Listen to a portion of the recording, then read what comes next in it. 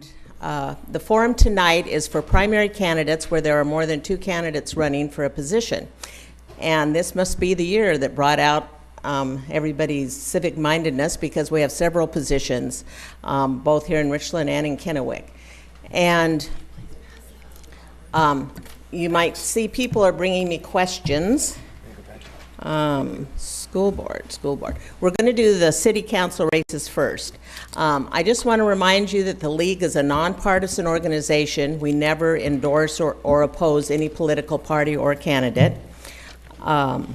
This night's forum has many sponsors, including local chambers of commerce, the Tri-City Herald, the Associated Students of CBC, Richland City View, Cable 13, and Charter Communications. The lead sponsor for tonight's forum is Mike Charbonneau of Richland City View.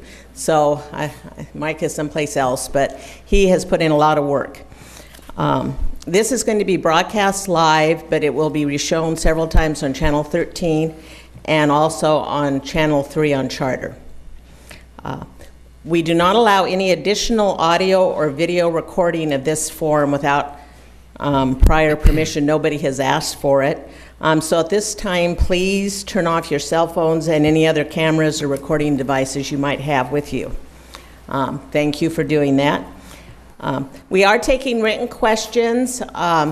If you want a card, raise your hand. If you have a question you want to turn in, try and pass it to one of the league members that are collecting them, and they will get them up to me. Unfortunately, we're not going to have a lot of time to answer very many questions, but hopefully we can give you a flavor and you'll have a chance to put a name with a face and get a feeling for who the candidates are and the type of city council person they might be. The order of our opening statements was determined by the month in which they were born. Because we have more than 2, it's easier than flipping a coin. And at this time, I will introduce the candidates. And on my far right, we have Eldon Eskeli, Creighton Knight, and Patrick McBurney. And we have one candidate who is unable to be here tonight, and that is Terry Christensen. And we're going to start off, before they do their opening statements. Terry did send in a statement that I will read. I know this isn't the most perfect thing for him or for you, but it's better than nothing. Please accept my apology for not being able to attend in person tonight, but I am currently out of town. I have been planning this trip with my family for over a year and could not disappoint them by canceling it, nor could I reschedule on such short notice. I deeply regret that I am missing this opportunity to introduce myself and answer your questions. Your support is very important to me, and I want to thank the League of Women Voters for allowing me this opportunity to address you during my absence. I was raised in Richland and have lifelong family, personal, and professional ties in the community. My wife, Rosa, and I have 4 children, all of whom graduated from Richland High School, as did I. I graduated from Central Washington University with a Bachelor of Science degree in Business Administration and served my country in the United States Army during the Vietnam War. Professionally, I have spent the last 27 years of my career working on the Hanford site and have over 35 years of diversified finance and business management experience in both commercial and government industries. I recently retired from Pacific Northwest National Laboratory after 14 years. I have been on the Richland Parks and Recreation Commission for the past 10 years, serving as commissioner, vice chairman, and currently serve as the chairman. I've been involved with the City of Richland Tourism Committee and served as an officer of the Tri-City Girls Fast Pitch Softball Association for the past 20 years, volunteering as president and coach for over 10 years. I'm also a representative of the Tri-City Visitors and Convention Bureau Sports Council, served as an elected trustee of the Richland Rod and Gun Club, and served on the Richland High School Bomber Boosters. I have consistently sought community projects and volunteer opportunities that I believe would enhance Richland's quality of life. Richland's affordability, dedication to the development of quality parks and recreational programs, and its collaborative partnerships in the medical, science, and education fields are the traits that I believe contribute significantly significantly to long-term residential growth and attract new businesses. My 10 years on the Parks and Recreation Commission has given me a strong working knowledge of this city's government. During that time, I have consistently sought to get public input on business-related items that have come before the commission because I strongly believe that commissioners and council members should reflect the voice of the community they serve. As a council member, I promise to continue to seek public input to ensure that the voices of this community have every opportunity to be heard. My concern for Richland's quality of life, along with my professional finance background and dedication to this community, make me an ideal candidate for the city council position. I ask for your vote in the next election and thank you for your support. Thank you. And we will start then with the opening statements. Carol Major up here is timing them, and she will wave a 15-second warning and then a stop, and you don't have to stop mid-sentence, but as close to that as you can. And we will begin with Creighton Knight. Thank you very much. My name is Creighton Knight, and of course, as she mentioned, I'm running for position number 6. When my wife and I moved to the Tri-Cities in 1999, we were brand new newlyweds. We didn't have probably maybe 2 dimes to rub together in our pocket, no jobs, and here we are 12 years later, hoping to step in as a city council member, and I would call that a good success in our city. Also, too, we have 2 beautiful children 12 years later, which is a huge success in any city. Also, too, just a little bit about myself. I work for Conagra Foods Lamb West, and I'm a shift supervisor over there. In my position, I'm responsible for the safety of over between 50 and 100 people on my shift. Also, too, I have to make sure that we hit our budgets and our target goals and our production goals. So I'm going to bring that private business experience to the City Council here at Richland. The reason I'm running for Richland City Council, first and foremost, is I believe in fiscal responsibility. You and I all have to live on a budget. It's no different from our government. Our government must live on a budget. That's why I am opposed to any property tax increases, period. I believe that our city can meet our responsibilities without having to raise taxes. So to that end, if elected as your next city council member, I will work with our fine city staff, Cindy Johnson, Ron Musson, some of the other folks, and I will make sure that we put the right things, your priorities, at the top of the list, and we can do all of that without increasing our taxes. Real fast, I want to throw in our website goes live tomorrow. It's richlandnight.com, so check it out. We've got more information there. Thank you. As you can see, a minute and a half goes pretty fast. We will move on to Patrick McBurney and have your opening statement. Good evening. I'm Patrick McBurney. I'm currently chairman of the Benton County Republican Party, and now I'm a candidate for Richland City Council, position 6. To give you a little information about me, I'm a longtime Tri-Cities resident, a 1984 graduate of Hanford High School, a 1988 graduate of Seattle Pacific University. I studied public administration at the University of Idaho prior to going to law school, where I graduated with a Juris Doctor in 1992. I live in Richland, and I operate a solo law practice in Kennewick.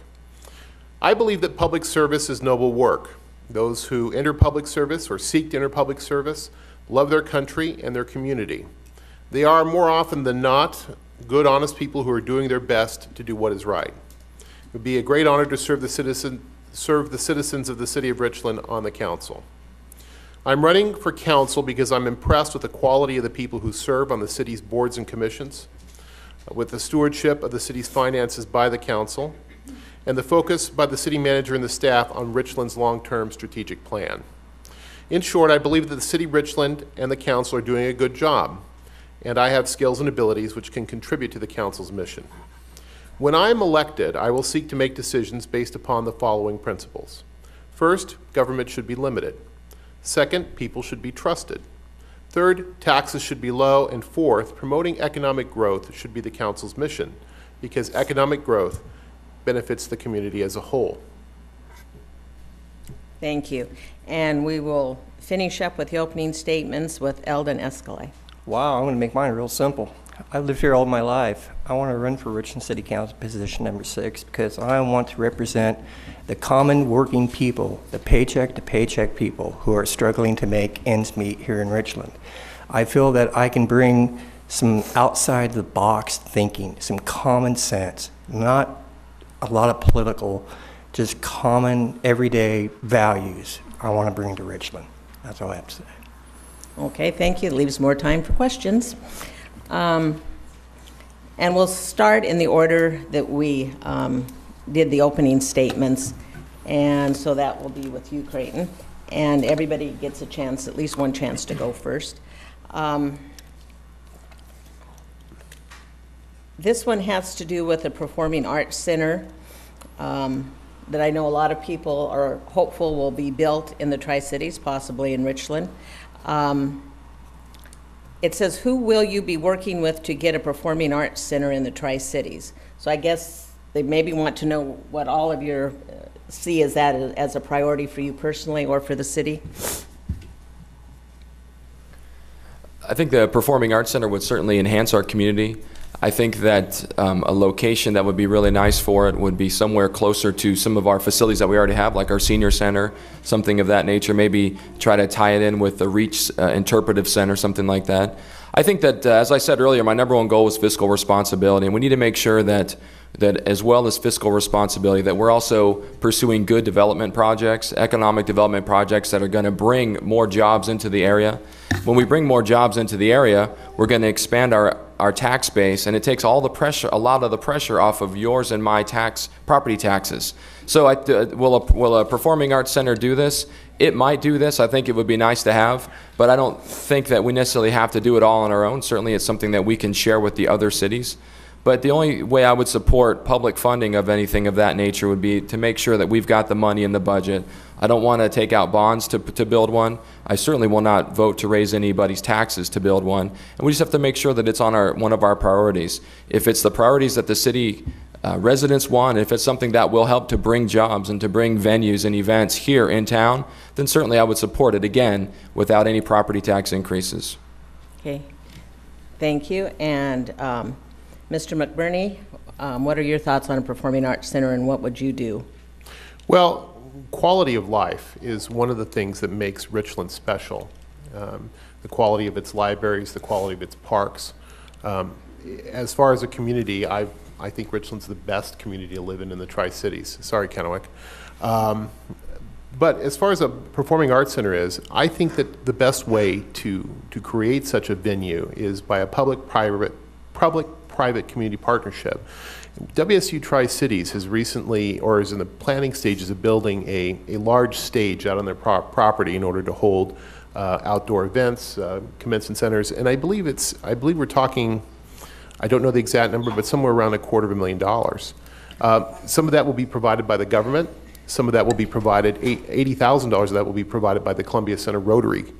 And these private-public partnerships are what are going to work with community involvement to build these kind of facilities, just like WSU has. So if we're going to build a performing arts center, we can't just do it. The city it can't do it, or the county can't do it. It's got to be a shared vision between the community, between private entities, and the government. Okay, thank you. And we'll move on to Mr. Eskeli. I personally think that Richland is in a good position to have this. We've needed it for years. We don't have anything like this around here. Public funding would be nice, but a lot of people can't afford it.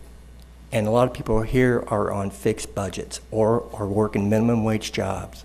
I feel that private contributions would help out dramatically if the people really, really want it. Okay, thank you. Mr. McBurney, you'll go first on the next question. This is one that was prepared by the coalition. Richland's current curbside recycling program is optional at a rate of $5.70 per month. Would you propose making this service mandatory to increase recycling and spread a reduced fee to all users? Why or why not? Absolutely not. I believe that government shouldn't be in the business of mandating how people should dictate their lives. If somebody wants to participate in the recycling program and they want to pay that extra fee, then good for them for being good stewards of the environment. But I don't believe that the government should impose and say, okay, you're all going to have to pay now. You're all going to have to do this.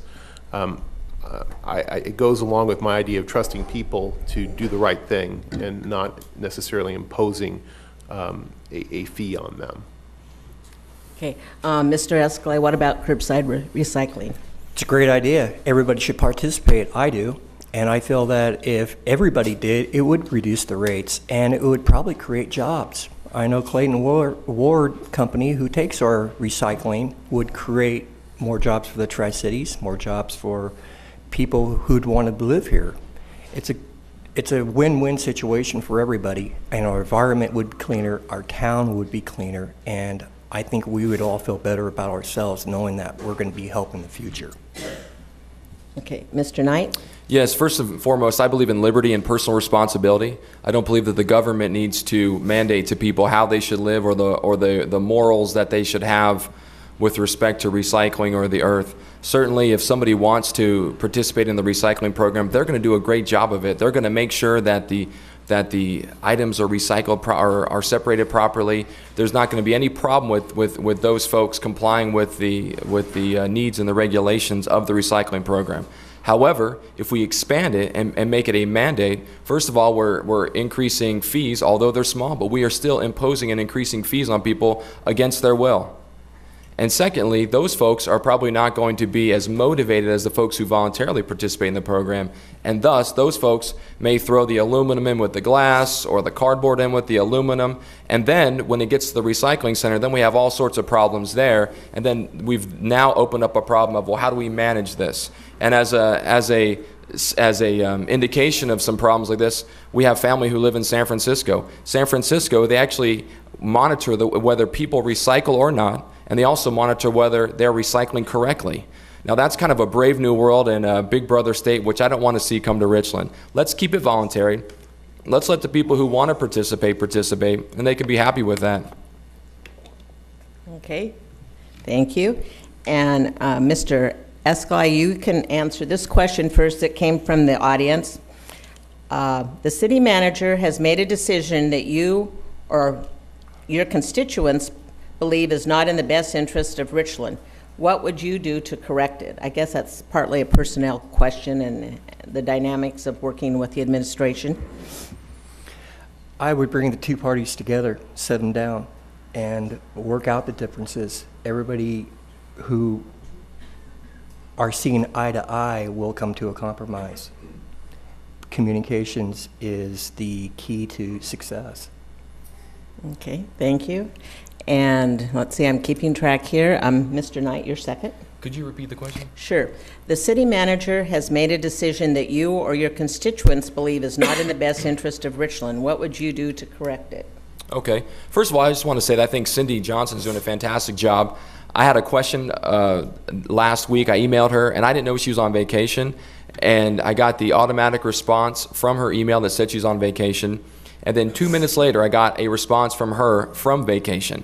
I think she's a dedicated public servant. I think she's doing a great job, as well as her other staff. She quickly put me in touch with the rest of the staff, and my question was resolved within less than a day. I think our staff is doing a great job. Now, obviously, when we work with people, there's going to be differences of opinion. We all know that. Shoot, there's even differences within our own family from time to time. I think the best way to do it is to sit down and to talk with people, to try to make sure that we hammer out our differences in a positive way behind closed doors, so that it looks better from a leadership standpoint if the city looks unified. If we come to a complete loggerheads and we just cannot agree, and certainly I want to be on the side of the city residents because that's who I work for. I don't work for as your city council member. I'm not there to tote the water of the city administration. I'm there to carry your issues and to be your representative. If it's something that is completely intractable, then we're going to respectfully disagree and we're going to have a good discussion about it, and we're going to talk about the merits of it. However, I believe that most people, when they get together, that they can usually find common ground, and certainly I would seek that in a professional manner. Okay, thank you. And Mr. McBurney. Well, I also would like to take time to compliment Cindy Johnson and the wonderful work that she's doing with the city. She's impressed me a great deal, and every time I meet her, I become more impressed. But assuming that we're dealing with evil Cindy, who has made a bad decision, I would look at it this way. First, I would evaluate, is this an issue that is worth fighting over? If I've determined that it is an important issue, that it's important to my constituents, then I would go to the next question. do I have the ability to affect that decision, or do I have the influence necessary to persuade others to overturn it? If I believe that I do, then I would work with members of the council to take the appropriate steps to reverse that particular policy. And it's a process, and also in the part of that process, you have to gauge whether or not you're going to, whether the reward of overturning that policy is going to be worth the benefit or the cost, and so ultimately, if it's an important enough issue, you should fight for what you believe in, and you should work to reverse that. Okay, thank you. We maybe have time for a quick question if you take less than, a minute or less to answer it. Somebody wants you to be specific about any boards or commissions for the city of Richland that you have served on, and we'll start back with you, Creighton. No, I've not served on any boards or commissions for the city. I think that in some ways that could help some folks, but I think that in this case, the most important experience that I have is being a resident and a taxpayer, and somebody who's had to find a job in Richland, who's had to struggle trying to make it in an area that in many ways is very prosperous, but that some new people when they come here are finding very, very hard to break into. That is what drives me and is strong in my heart about expanding our economic base. We have such a wonderful city. It's a great place to live. A lot of people want to live here. We need to make sure that we are not just thinking inside the Hanford box. We need to make sure that we are doing things now to prepare for the day when, and unfortunately it will be here at some point, that Hanford does wind down as they're finishing the cleanup, as they're moving some things even ahead of schedule. We need to make sure that we're expanding our economic base so that many people who want to come and experience the great quality of life that we already experience will have many job opportunities here whenever they get here. Okay, thank you. Mr. McBurney? I would just say that I have not served on any city's boards or commissions. I have served in other organizations, and I am currently the chairman of the County Republican Party, which takes a lot of time and energy and effort. I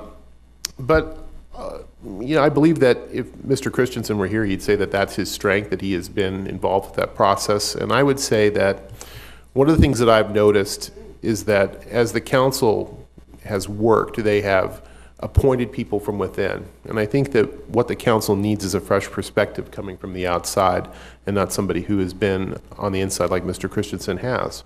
So I don't think that it's a detriment that you haven't served on a board or commission. And I believe that other community involvement and other experiences are valuable and relevant. Okay, thank you. And we'll finish up with Mr. Eskeli. I myself have not served on any political parties or boards or anything dealing with the city of Richland. I have been out with the common people, working for them, and listening to them complain that they can't make ends meet. Richland needs to be less expensive, more economically correct. I feel that this is a good starting point for somebody who wants to come in with a fresh perspective on how the city needs to be run. I'm not going to say that I'm going to correct the past, but I can look for the future and make sure that everybody's represented fairly. Okay, and I don't want to make you do this on purpose, but it's your turn to do your closing statement first, and they only have a minute for their closing statement. Okay, 1 minute. Okay. By voting for me, I will be the person who will ask, how will this affect you? I'm a middle-class, hardworking individual. I make less than $10 an hour. The majority of the people here in Richland are the same way. The middle class is not fairly represented. They need a voice in Richland. When taxes are being raised or considered to be raised, I will ask that question, how will this affect you? I don't have $1 million to live on, or neither does anybody else. And I feel that by having somebody who's common with the common people, we'll have fair representation in Richland. Thank you. And we'll move on to Patrick McBurney. Thank you. While campaigning, I've visited a number of people door to door, and with the exception of a few potholes, most people think Richland's a great place to live and raise a family. Most people think that the city's doing a good job of managing its parks, facilities, and fiscal affairs. And although the city is doing a good job, those people also agree that there's always room to improve. So if elected, I will support the sound fiscal management practices now in place. I will seek to limit spending to only what is necessary. And in order to provide, plan, and pay for the facilities the community will need in the future, the city has a 30-year strategic plan.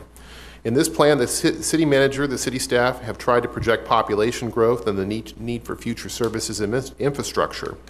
This strategic plan includes new parks, new fire and police stations, and other infrastructure, and I support this effort wholeheartedly. If elected, I will support the strategic plan and work for its improvement. If you have questions about me or my governing philosophy, you can get more information at www.patrickmcburney.org, and I'd appreciate your vote in the coming primary election. Thank you. Thank you. And thank you to all three of you for participating tonight. Oh, I'm sorry. I'm glad somebody said something because that's not the first time I've done that. So, yes, and I even have it written down here that he's last. So, Creighton Knight. Thank you. Well, first of all, thank you everybody here who's here tonight, and thank you for everybody who's watching tonight on TV. Hopefully, you've seen three of us. We have different speaking styles, different communication abilities. It seems like all of us agree that certainly Richland is a great place to live, and it is. Why should you vote for me in this upcoming primary? It's a crowded primary. We have a seasoned Politico over there. We have other folks who have a lot of experience on city council or city commissions. But then you also have somebody who has a lot of experience just like you, living and working every single day, living within a budget just like you do. And these are the experiences, and this is the leadership, innovative, responsive, understanding leadership that I will bring to City Council if you guys give me your vote. We have a crowded primary coming up on August 18th. Thank you very much for watching and for participating. And I would just ask that for your vote, Creighton Knight for Richland City Council. Also, too, this was a limited venue, but I have lots of video and lots of positional statements on my website. It's www.richlandknight.com. Thank you very much. Now, thank you, and we'll give you a round of applause for... We have Eldon Eskeli, Creighton Knight, and Patrick McBurney. And that is the only, there will be other races in the general election for city council, and there will be another forum in the fall. So I hope that people could hear me. So I applaud you for being here tonight on this rather warm summer night, and we will hopefully stick around and you can hear from the school board candidates.